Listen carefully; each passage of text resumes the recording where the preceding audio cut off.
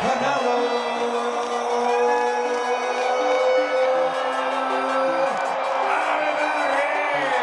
The professional, 44 professional victories, including 31 wins by knockout, only one defeat with one draw.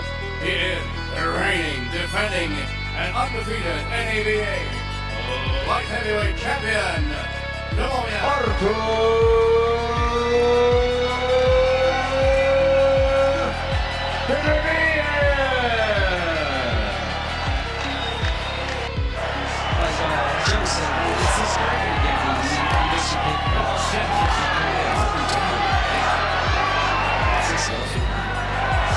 For the right hand is out, the big shot to CBT.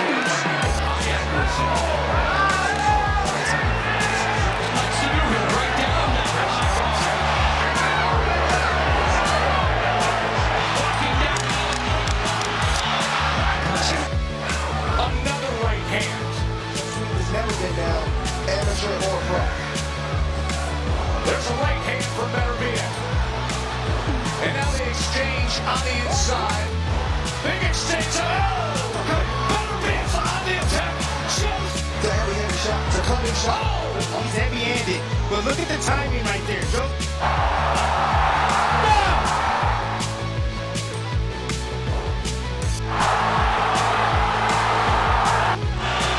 First give on that. Into the fifth. Can he capitalize on that? Tries to wing it and left hook to the body. And a right hand. Dribble comes back. Oh! Right hand from Dribble. Tremendous action. Wilson the Kennedy second. Fabulous blood. Got back to Bia. Starts to look nice right hand.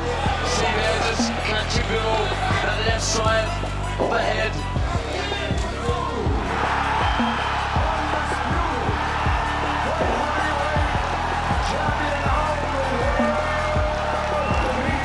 Body shot. It is Alvarez who comes out. Good uppercut by Chicken Canelo Alvarez. Your super fight in middleweight champ. Good fight him in the end zone. You gotta get your skin Michael up. Here's McMillan fighting for the ropes like this. He's not seen again. I hear two chopping right hands by Golovkin. Kind of foul, and then he loads up and Even more skilled fighter. follow back to Jack Dempsey, heavyweight champ. That last jab. In at the final seconds of round. Tahukah kalian ada beberapa pertarungan dalam dunia tinju yang terasa besar karena uangnya besar, karena nama petinjunya terkenal, atau karena promosi yang dibuat berlebihan.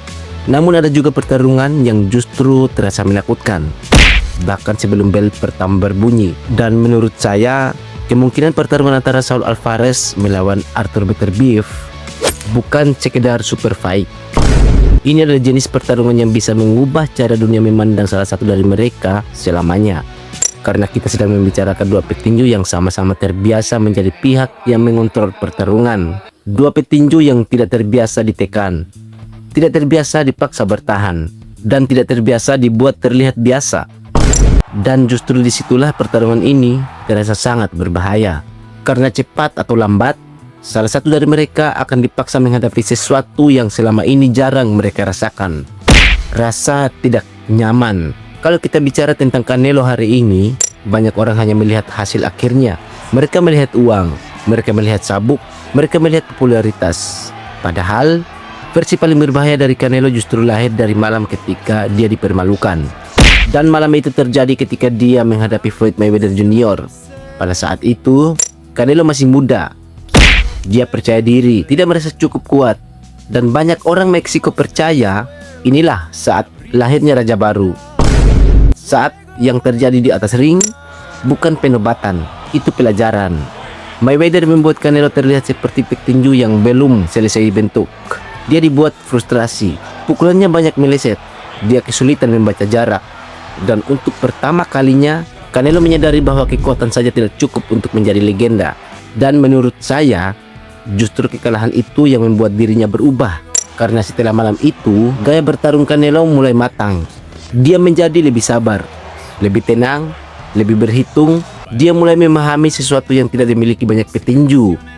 Bagaimana membuat lawannya lelah secara mental.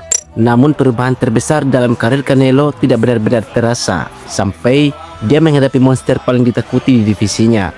Gennady Golovkin. Dan kalian harus ingat, pada masa itu Golovkin bukan sekedar juara, dia adalah mimpi buruk.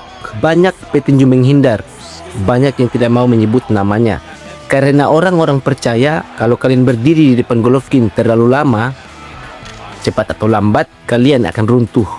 Dan ketika Canelo akhirnya menerima pertarungan itu, tekanan langsung datang dari mana-mana. Kalau dia kalah, dia akan disebut hype. Kalau dia menang, kontroversial. Dia akan tetap dihujat.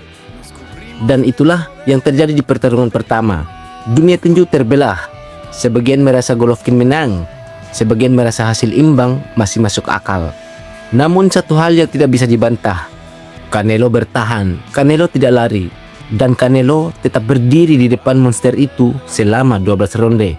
Namun justru rematch mereka yang benar-benar mengubah segalanya. Karena di pertarungan kedua, Canelo melakukan sesuatu yang tidak diduga banyak orang. Dia tidak mundur, dia tidak bermain aman. Dia berdiri di tengah ring dan bertarung langsung dengan Golovkin. Dan menurut saya, malam itu adalah malam ketika Canelo berhenti menjadi superstar marketing dan mulai berubah menjadi petinju yang benar-benar dihormati. Sekarang kita bicara tentang Arthur Beterbiev. Dan jujur saja, saya pikir banyak orang belum benar-benar memahami seberapa menyeramkan petinju ini. Karena ada knockout artis dan ada petinju yang benar-benar membuat lawannya kehilangan harapan. Dan Beterbiev masuk kategori kedua. Dia tidak terlalu banyak bicara, dia tidak terlalu banyak drama, dia bahkan tidak terlihat emosional. Namun ketika pertarungan dimulai, semuanya berubah. Dia berjalan maju perlahan, memotong ring, menghancurkan body, dan paling mengerikan, tekanan itu tidak berhenti. Banyak petinju kuat terlihat percaya diri di awal melawan Beterbiev, lalu perlahan mulai berubah, mulai mundur, mulai panik, mulai sadar bahwa mereka sedang menghadapi seorang yang tidak peduli apakah dia tertinggal poin atau tidak, karena dia datang untuk menghancurkan. Dan kalau kalian ingin melihat betapa brutalnya pria ini, lihat pertarungannya melawan Joe Smith Jr. Joe Smith bukan petinju lemah, dia punya power, dia punya keberanian. Dan banyak orang percaya dia bisa membuat pertarungan itu sulit. Namun yang terjadi benar-benar penghancuran. Beterbiev membuatnya terlihat tidak siap. Pukulannya terasa berat, tekanannya terasa gila, dan setiap ronde terlihat seperti badai yang semakin mendekat.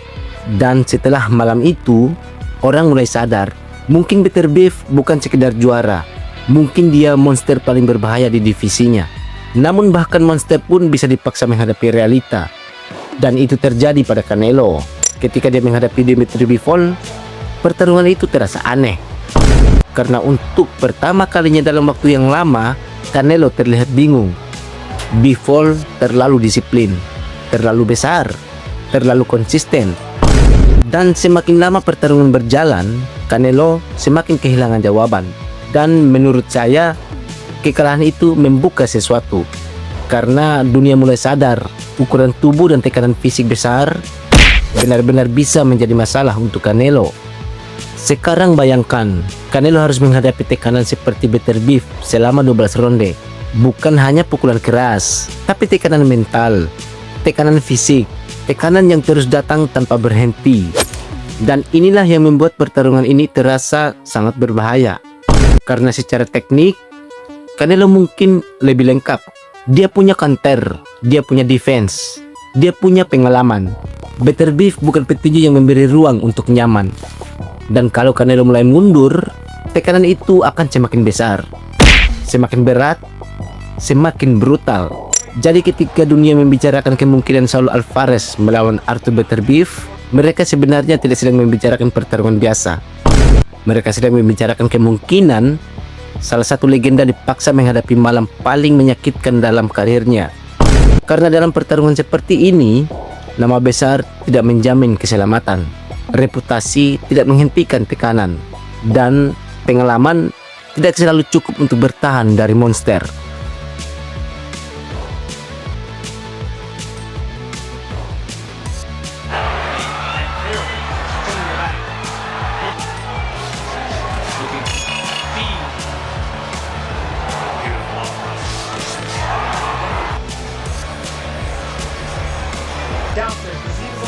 the last and at times any of them get through to come back.